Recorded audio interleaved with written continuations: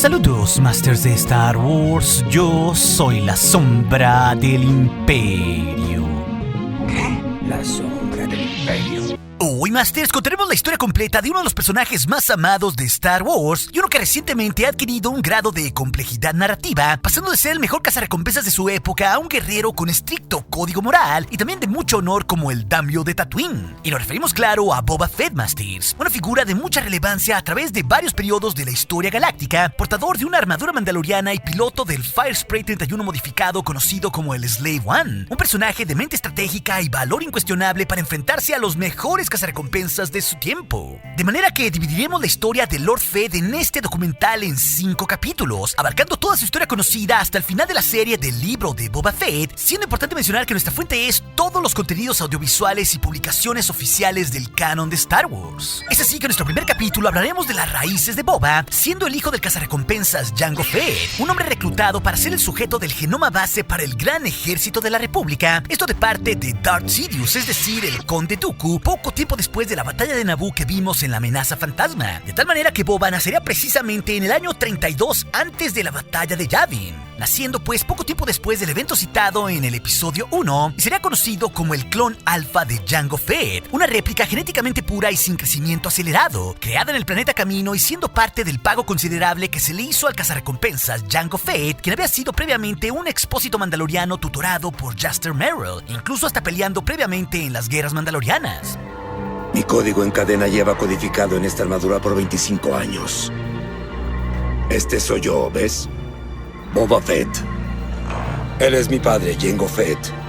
Por su parte, Jango crearía a su clon alfa como su hijo y le daría así el nombre de Boba Fett. Y con esto no sería mera casualidad que en el futuro Boba fuera considerado el mayor cazarrecompensas de su tiempo, puesto que además de provenir de la genética bien dotada de Jango Fett, sería entrenado tal cual por su propio padre para convertirse en una máquina asesina durante los primeros 10 años de su vida, puesto que Jango se enfocaría a que Boba pudiera continuar su legado. Así Boba lo acompañaría a hacer misiones a una escasa edad, aunque en algunas otras también se quedaría en la ciudad de Tipoca en camino, esperando a que su padre regresara. Y en una cierta ocasión, ya teniendo casi 10 años, al acompañarlo hasta Ord Mantell en un trabajo en el que se habían reclutado a otros cazarrecompensas para rescatar a una Twi'lek, Boba ahí estaría en un riesgo de muerte cuando los socios de Jango se volverían en su contra, pero allí el niño Boba, solo y sin ayuda, saldría victorioso de la situación demostrando sus habilidades y sus enseñanzas.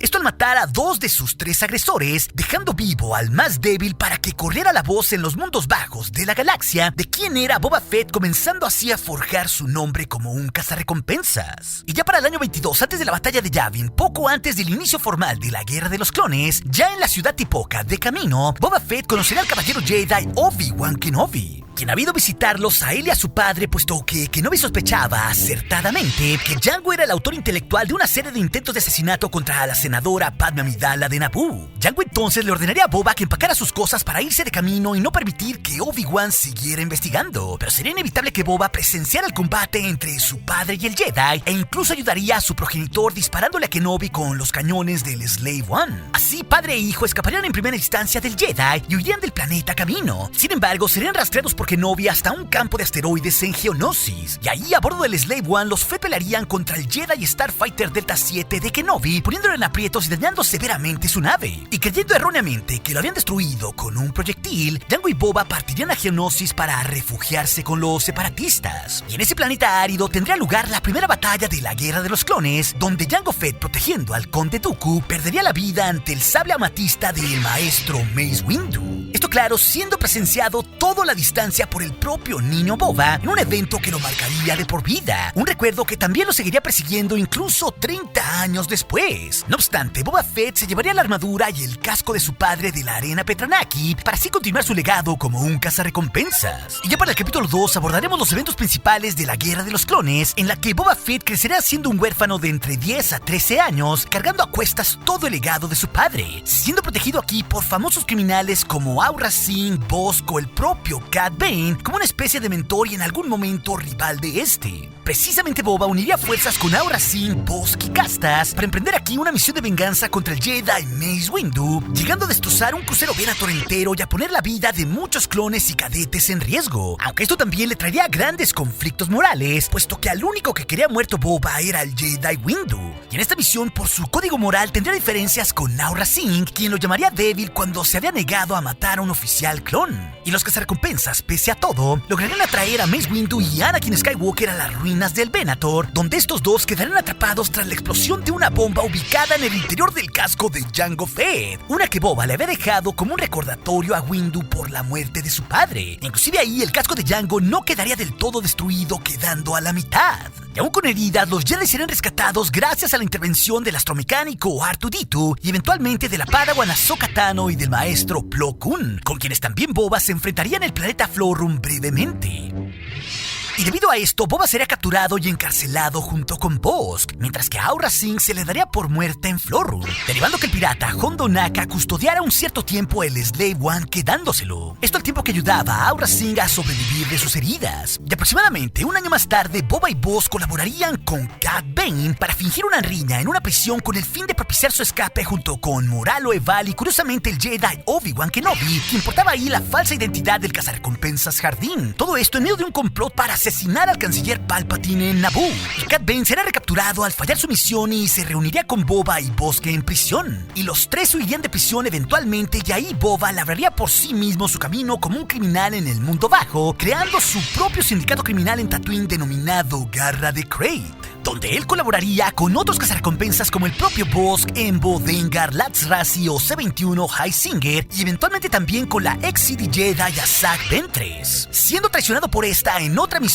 donde volvería a ponerse en manifiesto el código moral de Boba Fett. Y en este tiempo utilizaría curiosamente un traje y armadura así como un casco que cubriría su rostro, pero aún no portaría la armadura repintada de Jango Fett. Y Boba, pese a todo, volvería a colaborar con Asajj Ventress y aceptaría la misión de rescate de Quinlan Vos, un Jedi que había tenido una caída a la oscuridad volviéndose el discípulo oscuro del Conde Dooku, así también como un romance con la propia Ventress. Incluso el propio Boba Fett había fungido como un enlace entre ambos, ya que inicialmente Quinlan Vos había sido comisionado por el Consejo Jedi para emprender una misión de captura y asesinato hacia el Conde Dooku. Y Ventress y Fett casi tendrían éxito, llegando incluso a tener al Conde Dooku acorralado en Sereno. Pero el Sith vencería a Boba, así como a sus compañeros cazarrecompensas con relativa facilidad y no les quedaría más que retirarse. Prácticamente con esto iniciando a disolver parcialmente la Garra de Krayt. Y esto nos lleva a nuestro tercer capítulo, llegando al final de la Guerra de los Clones durante el año 19 antes de la batalla de Yavin, cuando un adolescente Boba ya había trabajado más como un cazarrecompensas, además de aprender directamente con Cad Bane, Bossk y muchos otros cazarrecompensas con quienes él crearía un vínculo relativamente cercano. Y justo en esta época también retomaría el manto mandaloriano de su propio padre, el cual pintaría de ese verde clásico y le iría añadiendo sus emblemas y adornos. De igual manera, en estos tiempos, Boba recuperaría del pirata Hondo Ohnaka la nave de Jango, el Slave One, y así su reputación como un cazarrecompensas fiero, efectivo y letal iría extendiéndose por toda la galaxia. Pero aquí llegaríamos a otro evento destacado en el que Fett ganaría la clásica abolladura en su casco. Esto en medio de una misión de rescate en Tatooine donde unos Tusken habían raptado a un niño. Aquí Cad Bane y el propio Boba, como cazarrecompensas, colaborarían juntos trazando una relación de mentor al previamente Cad haber conocido a su padre. Pero un desacuerdo en esa misión provocaría una insurrección de Fett y la traición de Bane. Y es importante mencionar, Masters, que aunque este duelo solo se ha visto en los reels de los capítulos inconclusos de The Clone Wars, es considerado perfectamente canon.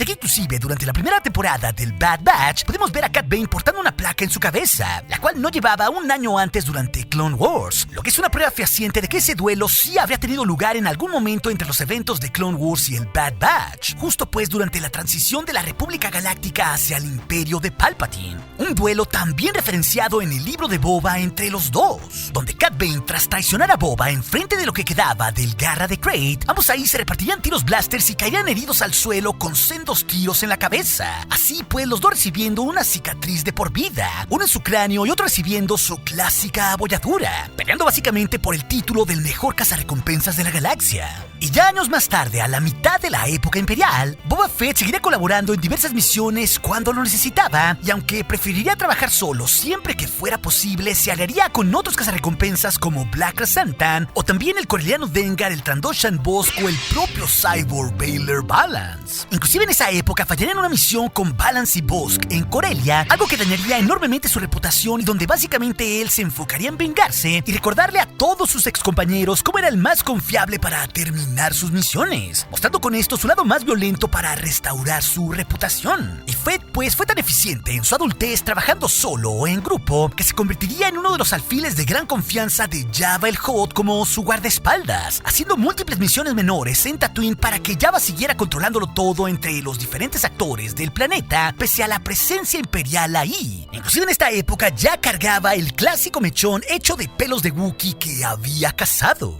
Y aquí, ya en su adultez, previo a la guerra civil, terminaría siendo el alfil de mayor confianza de Jabba ante una enorme falla del rodiano Greedo, perdiendo a un blanco Givin en una misión en Maiguito, algo donde Fett estaría presente el día que Greedo caería en desgracia ante Jabba para que ahí Boba se convirtiera en el consentido del Hutt. Y en esta época, la cazarrecompensas de la raza Shani, Diva Longpop, quien además era rival de Fett en la corte de Jabba, le propinaría también una humillación a Fett donde Jabba los pondría a competir por un mismo blanco en Tatooine, algo donde Diva, pese a combatir, dejaría inconsciente a Boba en el proceso. Pero ella se alejaría de la corte del Hutt pagando su deuda, dejándole el camino libre al propio Boba Fett. Y todo esto, Masters, hizo crecer de gran forma a Boba Fett, haciendo más misiones para su sindicato y cazando blancos y endureciendo aún más su código como un criminal, jamás fallando como un cazarrecompensas, pese que cualquiera de sus víctimas le rogara por su vida. Pero eso sí, esos serían tiempos donde él incrementaría su brutalidad, una que fue al extremo ya en los tiempos imperiales donde Boba colaboraría para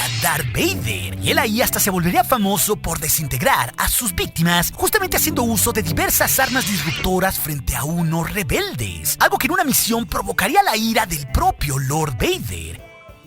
Y con esto el Sith aquí se negaría a pagar la recompensa de los espías rebeldes que Boba había desintegrado en una misión especial que había tenido en Coruscant. Esto ya casi para los tiempos del episodio 4 en el año de la batalla de Yavin, cuando Boba Fett tendría 32 años. Lo que también, Masters, nos hace dimensionar por qué 3 años más tarde, el propio Vader le diría aquel famoso diálogo a Boba Fett. No disintegration. As you wish.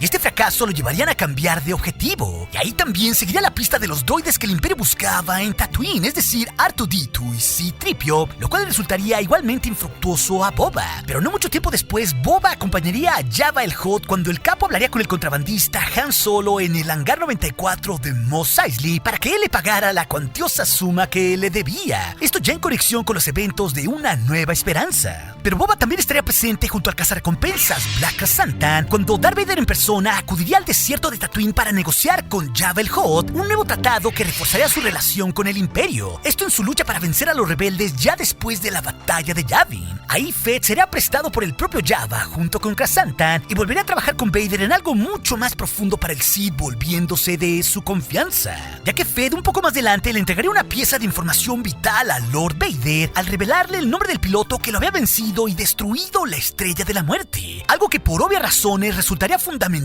para el Sith. Esto al saber que se trataba de su propio hijo Skywalker de los labios de Fett. Y esto el propio Boba lo descubriría previamente cuando él rastrearía a Luke Skywalker en la casa abandonada del Jedi Ben Kenobi, a donde el Jedi había acudido en busca de respuestas. Y Boba Fett básicamente lo vencería en combate, pero en un último instante sería un golpe de suerte lo que impediría la captura de Luke Skywalker. Así que en el capítulo 4, ya para sus 35 años, 3 tras la batalla de Yavin, en sintonía con los sucesos del Imperio Contraataca, Boba seguiría trabajando para Lord Vader y continuaría también su tradición de colaborar cuando era necesario, pero también de eliminar a la competencia. Esto durante los sucesos del Imperio Contraataca, cuando el propio Boba engañaría tanto a Dengar como a Bossk, dos de sus antiguos aliados, dándoles una pista falsa sobre el destino del halcón milenario para quitarlos de en medio cuando ellos le ofrecieron una alianza, mientras él simplemente se quedaría junto a la basura de los imperiales en torno al campo de asteroides, y ahí sí lograría seguir al halcón milenario sigilosamente, lo que más tarde derivaría en la captura de Han Solo en el planeta Bespin, el cual sería su mayor mayor golpe en esa época, al quedarse así con el congelado en carbonita solo en beneplácito tanto de Vader como del propio Jabba. Pero esto no sería tan fácil como pensábamos, debido a un mal funcionamiento del módulo de carbonita donde iba el congelado Capitán Solo, ya que aquí Boba Fett se vería obligado a hacer una parada técnica en Nar Shaddaa. Y debido a esto, Boba Fett se vería obligado a pelear como un gladiador precisamente en las arenas de combate de Nar Shaddaa, utilizando el nombre ahí de Jango y portando una armadura negra. Todo esto pues para conseguir los créditos necesarios para pagar unas reparaciones en el módulo de carbonita del congelado Capitán Solo. Esto pues antes de poderlo entregar en Tatooine ante Jabba el Hutt.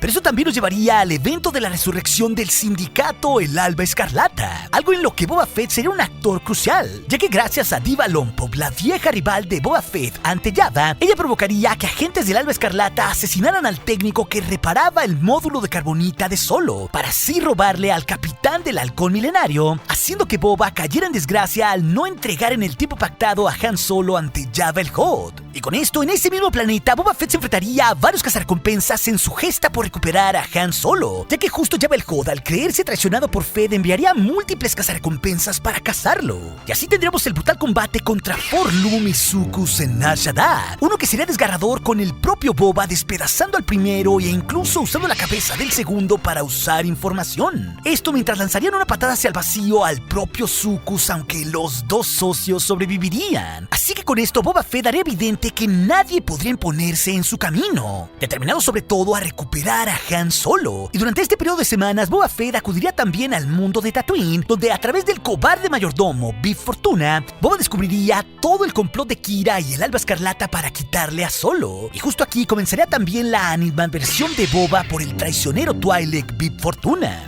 Y esto nos llevaría hasta el mundo de Yekara durante la subasta que Kira, la líder del Alba Escarlata, organizaría para ofrecer a Han Solo a todos los poderes fácticos de la galaxia. Y Boba Fett en su sigilosa investigación se toparía ahí con los rebeldes Lando Calrissian, la princesa Leia y Chewbacca, quienes buscaban rescatar a Han Solo. Y contra el gigante Wookiee, Fett se batiría en un combate cuerpo a cuerpo, uno tan brutal que el cazarrecompensas se impondría, llegando a quemar al Wookiee de una desalmada manera. Pero también ahí, tratando de recuperar a Han Solo, se daría un feroz enfrentamiento contra Bossk, donde el Trandoshan intentaría cazar a Fett para llevarlo ante Jabba. Y aunque en algún momento parecería que tendría éxito al atarlo con un cable, el propio Boba se liberaría y lanzaría un retrocohete de su jetpack para destrozarle así de una oscura manera las piernas al Trandoshan Bossk, dejándolo además atado a un bloque de hielo, diciéndole que él, el propio Fett, tenía la sangre aún más fría que los Trandoshan. Pero otro enfrentamiento más que se daría ahí por cazar a Fett ante la ira de Jabba se daría contra el propio Dengar y Balance, quienes en un último momento habrían emboscado a Boba, pero este, aprovechando los accidentes geográficos y el clima de Yekara, vencería a ambos dejando a la deriva a Dengar en medio de un lago congelado, mientras que con el Cyborg Balance Fett trazaría una alianza inesperada para recuperar a Han Solo. Esto para abordar el Executor de Lord Vader, quien previamente había recuperado al congelado Solo para atraer a una nueva trampa a Luke Skywalker. Sin embargo, el propio Boba traicionaría a Balance arrojándole ahí un detonador termal en el pecho y dejándolo a su suerte, no sin antes burlarse de él.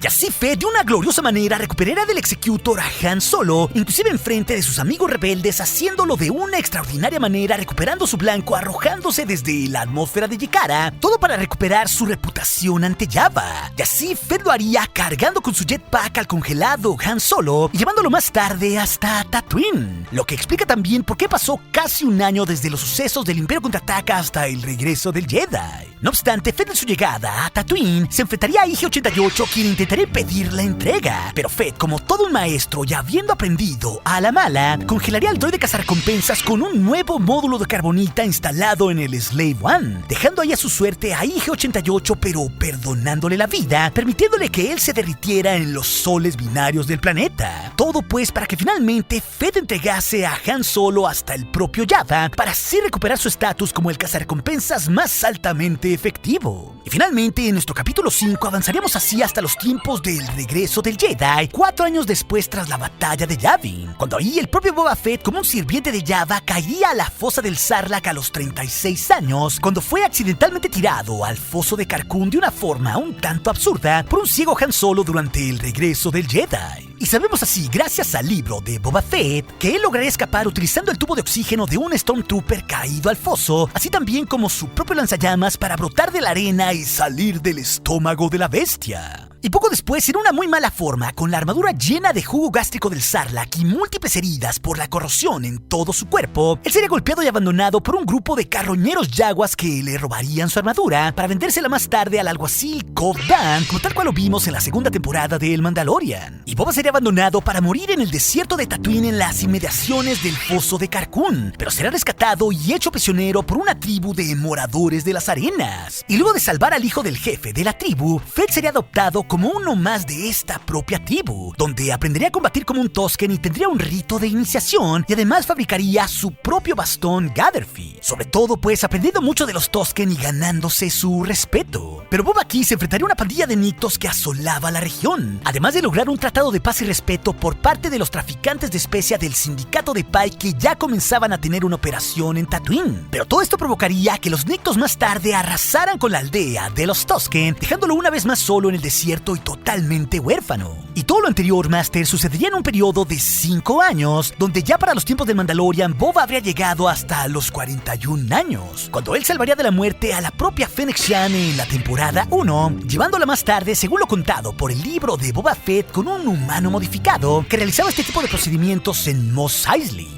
Y ya con la ayuda de Fennec, Boba recuperaría el Slave One del palacio ahora en posesión de Bib Fortuna. Y juntos también tendrían una pequeña venganza en contra del Sarlacc, al barrerlo curiosamente con una carga sísmica como las que usaba el padre de Boba.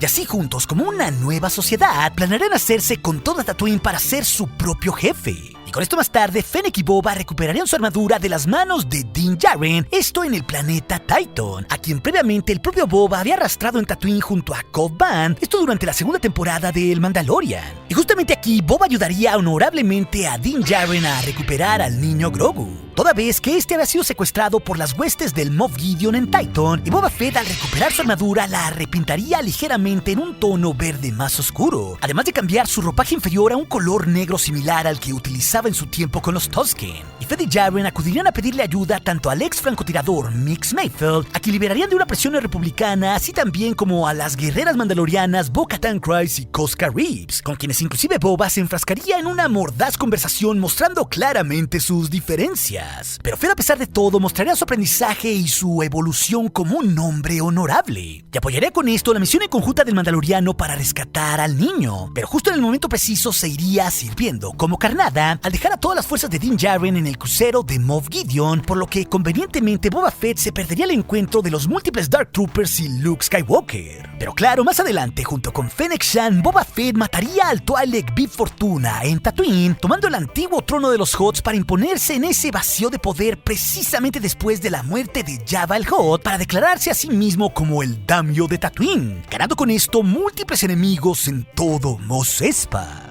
Boba entonces se haría con la ciudad de Mos Espa, y a partir de ahí recibiría tributo de las familias Trandoshan y Aqualish, al igual que de la Twi'lek Madame Garza, la dueña del santuario, un casino bastante próspero. Y sería así, precisamente saliendo de ese lugar, que Boba Fett, Fennec Shand y sus nuevos guardias Gamorrean serían emboscados por los asesinos del viento nocturno, quienes habían sido contratados ahí para matarlo. Fennec entonces capturaría a uno, y después de cierta presión psicológica, el asesino revelaría que el ataque había sido orquestado por el alcalde de Mos Espa, Mok Shaiz, un Ithorian que se había denegado a pagarle tributo a Boba Fett, incluso hasta mandando a su propio mayordomo Twi'lek a cobrar un impuesto. Y al visitarlo, Shaiz negaría todo, pero Boba con esto confirmaría que su liderazgo no era respetado en Tatooine. Y así Fett buscaría nuevos aliados locales, y los encontraría con un grupo de jóvenes cyborg llamados los Mods, a quienes previamente habían acusado de robar algo de agua. Pero Boba aquí también tendría otro problema cuando aparecerían los primos de Jabba el Hutt, unos mellizos que reclamarían los territorios de su difunto pariente Hutt, que ahora eran de Lord Fett.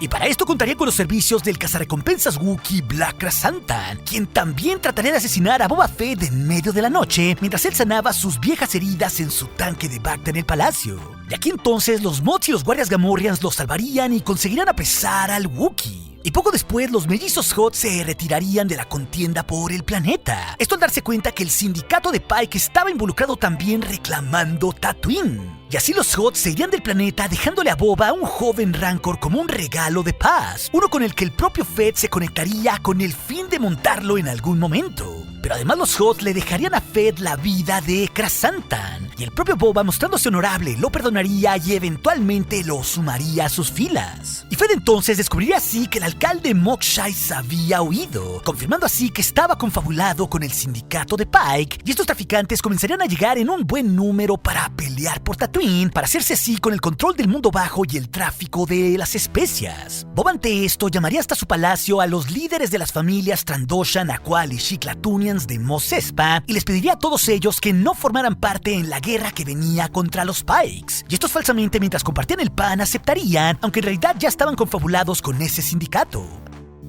Y Boba también enviaría a Fennec Shand a buscar más aliados, mientras los Pike emprenderían así el primer acto de guerra destruyendo el santuario de Madame Garza, con esto aniquilando también la paz de todo el pueblo de Mos Espa. Y así Fennec reclutaría al cazarrecompensas Din Djarin, quien tras conocer previamente a Boba lo ayudaría desinteresadamente y se reuniría con él luego de reclutar a su vez a Cobb Vanth, el sheriff del ahora llamado Freetown, para que un regimiento de lugareños apoyara la causa de Fett, esto a cambio de parar todo el tráfico de la especia. Y Boba aceptaría esto como todo un hombre honorable y también por recomendación de los mods tomaría como fuerte las ruinas del santuario para esperar el ataque de los Pike, sobre todo con el fin de defender a su pueblo en Mos Espa. Cuando justamente en ese momento el cazarrecompensas Cad Bane se aparecería ahí para revelar que había matado a Cobb Vanth y que los Pike en realidad eran los verdaderos asesinos de su familia adoptiva Tusken. Todo esto pues en una estratagema con la intención de desestabilizar a Boba Fett, avivando viejas heridas y conexiones del pasado que un día compartieron. Y conteniéndose, Boba rechazaría negociar con el Duros, por lo que los Pike lo harían retirarse hasta la cantina junto con Din Djarin, a la par de que los dos harían una falsa negociación con el fin de hacer una última afrenta ante los numerosos traficantes Pike en Mos Espa. Y por si fuera poco, al mismo tiempo, todas las fuerzas de Boba Fett serían emboscadas en distintos puntos por la traición de las familias de Mos Espa, dando con esto un duro golpe a los aliados de Fett. Pero en el momento justo, en medio de la batalla, un grupo de guerreros de Freetown llegarían oportunamente para poder apoyarlos. Esto al tiempo de que Boba y Din se reagrupaban con el resto de sus aliados sobrevivientes, aunque todos ellos rápidamente se verían rebasados por dos droides Scorpionek Colidroid, esto como el arma final de los Pike. Y la batalla así llegaría a su punto más álgido mientras todos se dividían ante los siniestros droides que lo destruían todo a su paso.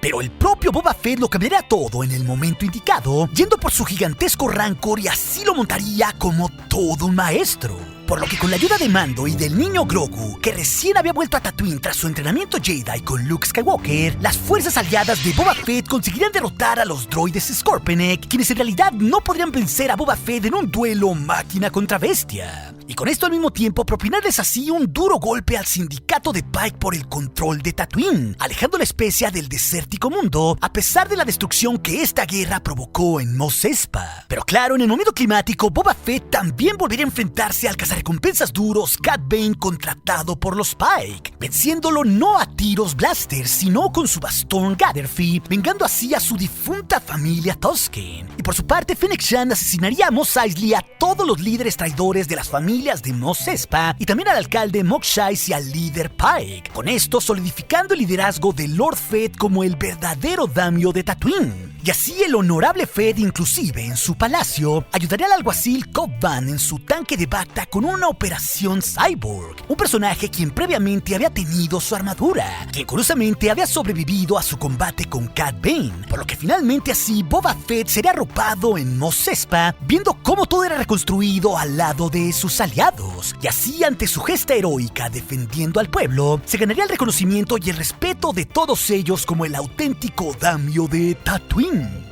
Pero si también les interesa ver la historia completa de Ahsoka Tano, ese video se los dejaré aquí en las pantallas finales junto con otros. Y recuerde, nuestro aliado es la fuerza y un poderoso aliado es. Hasta aquí su amigo, la sombra del Imperio.